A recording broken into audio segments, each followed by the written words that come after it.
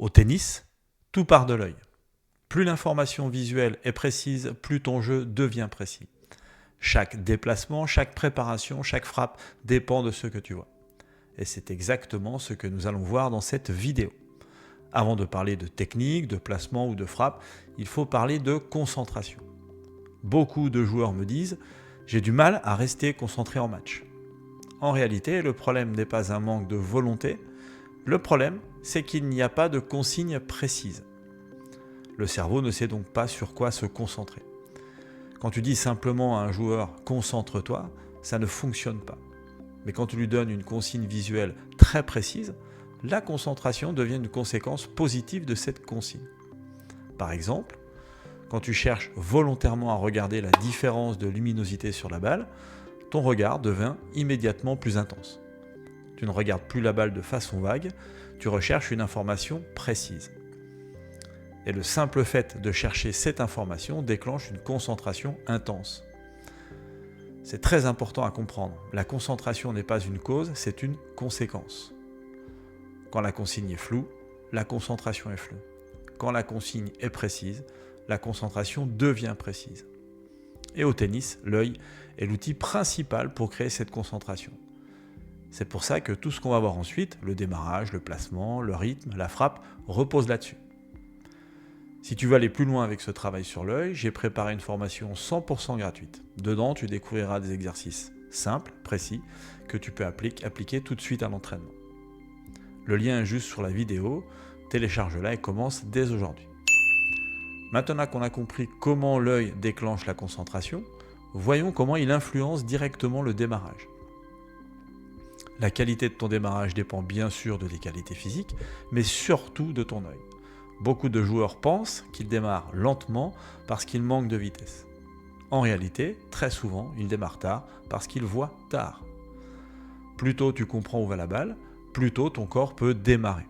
Ce n'est pas une question de force, ni même de rapidité musculaire. C'est une question de prise d'information quand ton partenaire frappe la balle. La durée de contact balle-raquette est extrêmement courte. Elle dure entre 4 et 7 millièmes de seconde. Pose-toi cette question, est-ce que tu vois réellement ce moment quand ton partenaire frappe la balle ? Si l'information visuelle arrive tôt, le cerveau comprend la trajectoire, le corps débarre et le déplacement devient rapide, précoce et fluide. Si l'information arrive tard, le démarrage est retardé et tu joues toujours dans l'urgence. Autrement dit, ce n'est pas la vitesse qui fait un bon démarrage, c'est la qualité de ton observation de la frappe adverse. Une fois le démarrage lancé, cette même information visuelle va conditionner ton placement pour frapper la balle. La conséquence positive de cette concentration, ça sera la qualité de ton placement, c'est-à-dire frapper la balle entre la hauteur de tes hanches et de tes épaules, ni trop loin ni trop près et en équilibre. Beaucoup de joueurs pensent qu'ils sont mal placés parce qu'ils manquent de vitesse de déplacement. En réalité, très souvent, ils sont mal placés parce qu'ils ont mal lu la trajectoire de la balle. Ton corps se place en fonction de ce que ton œil a compris de la longueur, la hauteur, la vitesse, la direction et l'effet de la balle. Si tu sous-estimes la longueur, tu recules trop tard. Si tu surestimes la longueur, tu recules inutilement. Et dans les deux cas, tu te retrouves déséquilibré au moment de la frappe. La qualité de ton placement est donc directement liée à l'information visuelle que tu reçois. Quand ta lecture de trajectoire est précise, ton placement est juste. Quand ta lecture de trajectoire est floue, ton placement devient approximatif. Autrement dit, ce n'est pas ton déplacement qui crée le bon placement, c'est la qualité de ta lecture de trajectoire. Après le placement, une autre conséquence directe de ta concentration visuelle, c'est le rythme à la frappe. Beaucoup de joueurs ont l'impression de frapper trop tôt ou trop tard, ou de ne jamais trouver le bon tempo. En réalité, la préparation et le déclenchement de la frappe ne peuvent se faire correctement que si tu sais précisément où est la balle. Tant que l'information visuelle n'est pas claire, le cerveau hésite, et quand le cerveau hésite, soit la préparation est tardive, soit le déclenchement de la frappe est trop tôt ou trop tard. Le bon rythme apparaît uniquement quand le regard a validé la position exacte de la balle dans l'espace et dans le temps. Quand tu vois précisément la balle, la préparation se met en place au bon moment et le déclenchement de la frappe arrive au bon moment. A l'inverse, quand ta vision de la balle est approximative, ton rythme devient imprécis, immédiatement. Tu frappes trop tôt ou trop tard et tu joues en déséquilibre. Autrement dit, le rythme à la frappe n'est pas une question de geste, c'est une question de certitude visuelle. Pour te donner un repère simple, ta préparation devrait être terminée avant le rebond de la balle de ton côté. Et ta frappe devrait être réalisée en avant de ton corps. Quand ces deux conditions sont parfaitement réunies, le rythme devient plus juste et tu n'as plus besoin de forcer.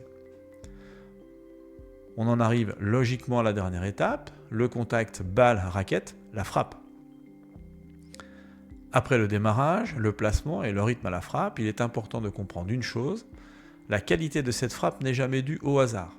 Beaucoup de joueurs cherchent à améliorer le contact en se concentrant uniquement sur le geste. En réalité, la qualité du contact avec la balle est la conséquence directe de la qualité du regard avant et pendant la frappe.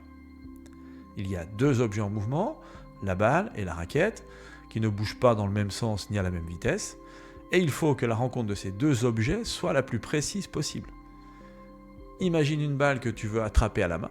Si tu arrives à refermer ta main au bon endroit et au bon moment, c'est parce que tu sais exactement où est la balle.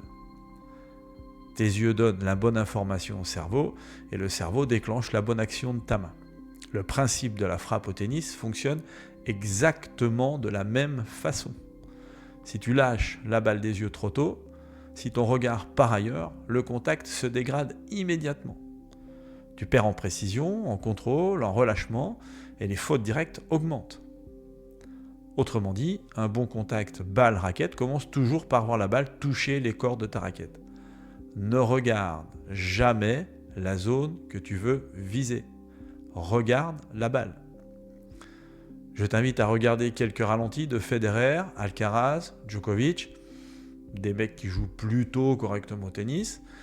Quand ils frappent la balle, la tête reste parfaitement en direction de la balle au moment de l'impact, afin de 1. Être sûr de bien la regarder, et 2. Éviter les mouvements brusques de la tête qui peuvent créer du déséquilibre au moment de la frappe.